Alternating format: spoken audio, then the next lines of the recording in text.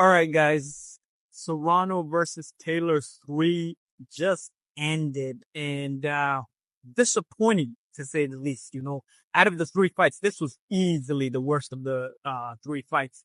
But, that's expected usually in a trilogy. The third fight usually is the worst out of the trilogy. I expected more from both ladies, to be honest. I thought they were gonna go for it all.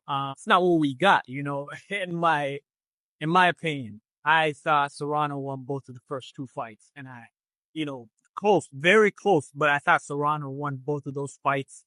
And tonight, I was leaning towards Serrano again. She's always the busier fighter, and again, she's always the one on the attack, but she didn't do enough, in my opinion. I don't believe Katie Taylor did enough.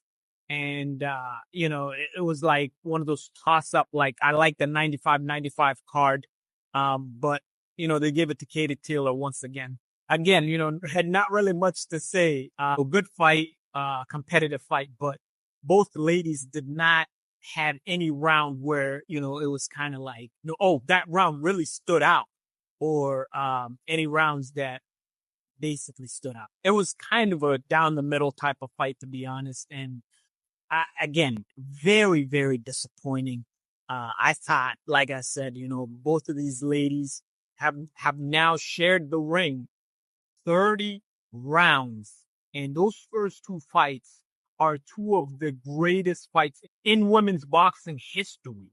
And so this trilogy, you were kind of looking forward to maybe, one of the ladies kind of stepping on the gas pedal and proving that the other one is not on their level. And, both of them being in their prime, that's what we were expecting. However, like I said, in trilogy fights, usually the third fight is the worst. And so, again, I'm not too surprised, but at the same time, I expected a lot more and very disappointing. Again, they went with Katie Taylor. She defeats Amanda Serrano via majority decision. Let me know what you guys think. Comment, like, subscribe, share. I appreciate it.